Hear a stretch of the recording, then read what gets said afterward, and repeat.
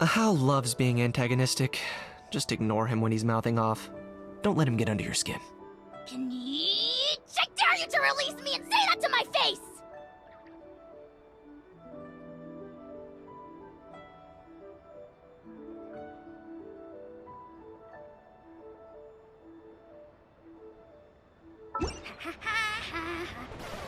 So lively. This is our festival. Split the bamboo in the morning, dry it till night. Shape and bend it nice and tight. Cross the strands to form a pattern, coat in silk, and you have a lantern. That's how you remember how to make a show lantern. Did you get all that, Chi-Chi? Morning, split bamboo, traveler. Then get silk, make paimon. What? No, that doesn't even rhyme. Look, it's them. Hey, Yao Yao! Hey, Chi-Chi! Whoa, Traveler! Paimon, you're here! Happy Lantern Rite!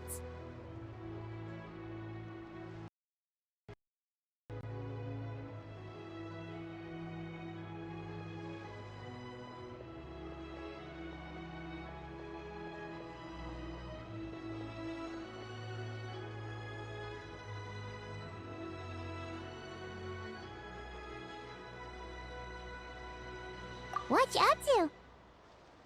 I'm teaching Chi-Chi to make show lanterns. It's a real test of finger dexterity, so it'll help keep her nice and loose. Yes, I do finger exercises to be a nimble zombie. Wanna try too, you two? Oh, okay. Well, we need a whole bunch this year so it doesn't get too dark at night. Too dark? What does that mean? Dr. Baiju has patients who got hurt walking at night. The moon disappeared, so it was too dark to see. The moon disappeared? Like, behind the clouds? It was Jeonju, the moon devourer. Changshan told me about it, but now I forgot. It's an old myth from Chenyu Vale about a giant toad in the sky that eats the moon. What? The moon gets eaten? It's just a story. It's not like there's actually a giant toad in the sky. I asked Master about it, and she said myths are just insights into how the people of the past understood the world. Well, I didn't see it that night. But I've checked several nights since, and it's been there same as ever. According to Chi-Chi, though, the Ministry of Civil Affairs sent someone to do some kind of serious investigation. So, I don't know. Maybe something did happen. The Ministry of Civil Affairs? This is starting to sound bad. It's okay. You can fly. Even if it's too dark, you won't fall and get hurt. Yeah, exactly. So turn that frown upside down, Paimon. Or someday you'll get a whole bunch of wrinkles and wake up looking like an old granny. What? Okay, but the Traveler can't fly. He can still fall and hurt himself, right? Don't worry. That's what the show lanterns are for. As long as we make enough, Liyue Harbor will never go dark. Yeah, and there's the giant lantern too. Oh, right! I almost forgot. Look! This year's Grand Lantern commemorates the Adeptus who guards the moon. With her watching over it, the moon will be safe for sure. A white horse? Wait! So that's the white horse Adeptus? Yeah! Legend has it she used to live on the moon. So if it were ever in danger, I'm sure she wouldn't just stand by and watch. Huh. We've heard of the White Horse Adeptus before, but we never heard the part about her living on the moon. Probably because it's a folk legend from Chenyu Vale, so not a lot of people know about it. But recently, some ancient artifacts were unearthed in Liyue, and the archaeological team even found evidence of ancient people worshipping an Adeptus who lived in a palace on the moon. It's kind of like how we write wishes on Shao lanterns and release them during Lantern Rite. The White Horse Adeptus would descend from the moon in her jade carriage and grant people's wishes. Ooh! When did that happen? She sounds different from the other Adepti in Liyue. It must have been a super long time ago, because even Master barely knows anything about this Adeptus. Nope. Kinda unbelievable, right? Yanfei said the White Horse Adeptus might even be a made-up legend, just like Janju the Moon Devourer. Yeah, a made-up horse and a made-up toad. You're mistaken, children. The White Horse Adeptus really does exist. Oh, Mr. Liu from the Baiju Guest House! But how do you know that for sure? Have you ever wondered how the guest house got its name, Yao Yao? Baiju... White Colt. So, it's named after the White Horse Adeptus? That's right. And that's because one of my ancestors was once blessed by the White Horse Adeptus. Wait, really? Tell us more! Tell us more!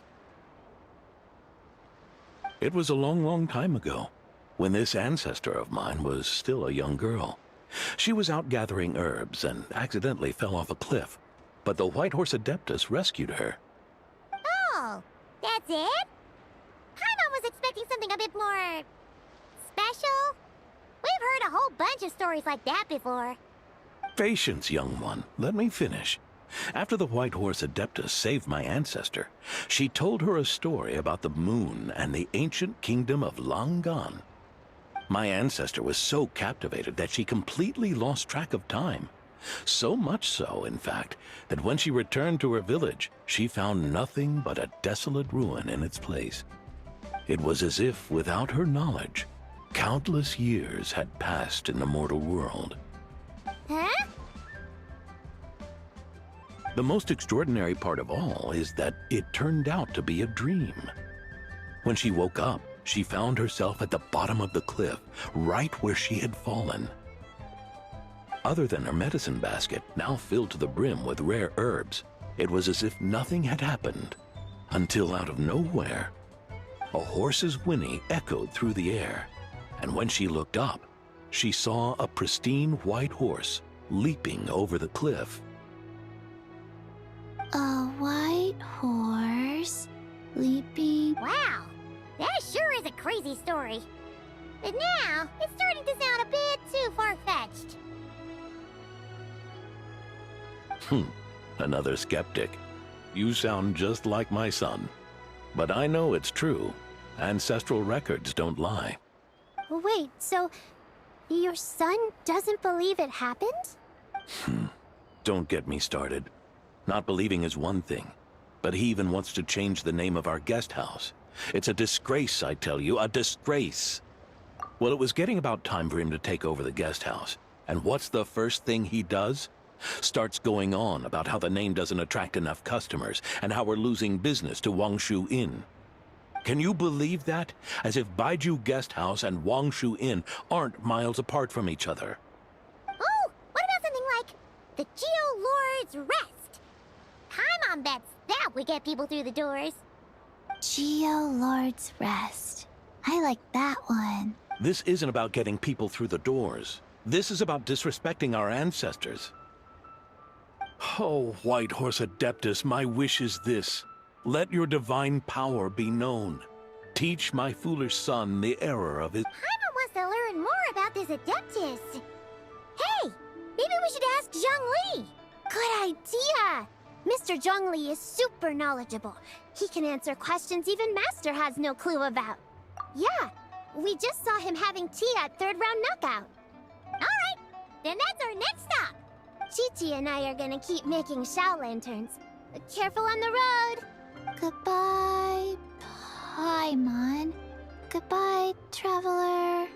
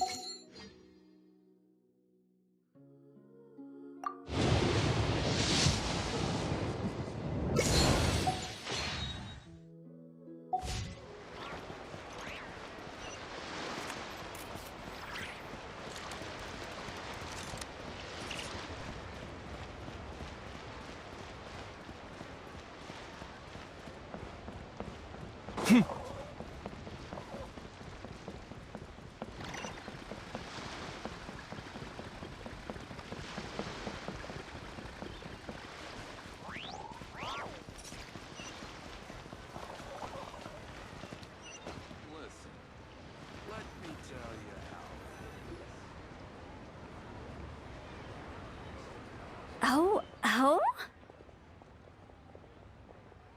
Oh. Curious.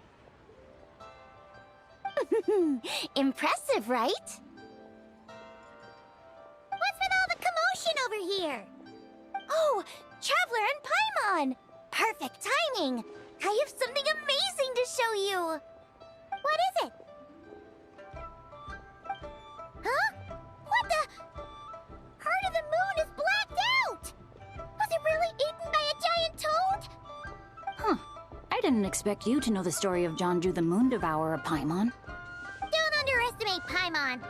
She learned a whole bunch of things in Sumeru. But Jonju the Moon Devourer is a Liyue legend. Well, knowledge knows no borders, so... there. You're right about that, Paimon. But this dark circle doesn't look anything like a toad to me. A toad's egg, maybe? But that's about it. Oh, wait, Traveler! You've been in Nodcry, right? The people there worship the moon goddess. So you should know what's going on here. Really? Not even in a place where people worship the moon? Oh yeah! Master told me that the tale of Jianzhu, the Moon Devourer, was how ancient people explained a certain celestial phenomenon. But what is it exactly? Some kind of omen of disaster? How so? Oh, but in this picture, the moon is being covered from the center.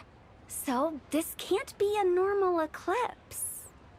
Then it's still an omen of some impending calamity? We never said that! Ugh, some crazy customer left it at the restaurant. Just thinking about it gives me the chills.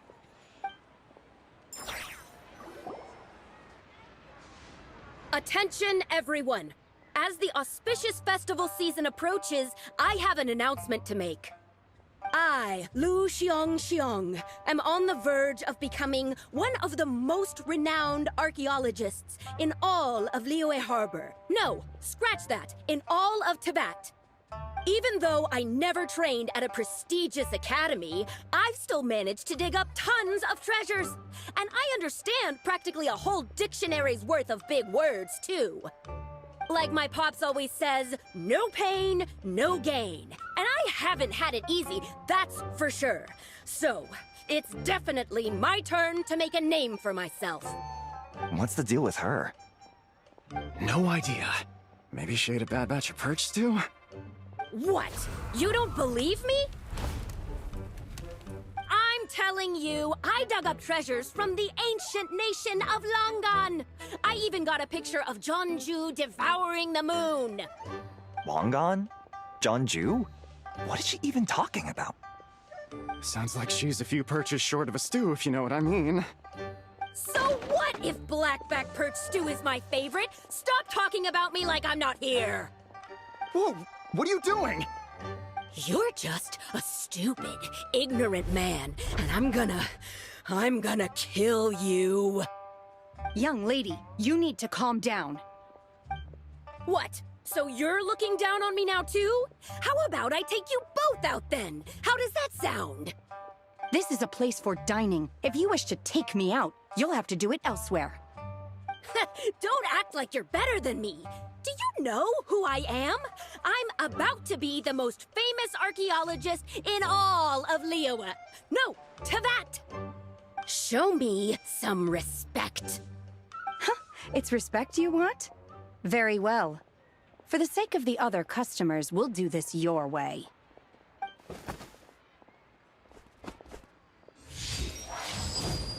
What? So Shen has started the fight?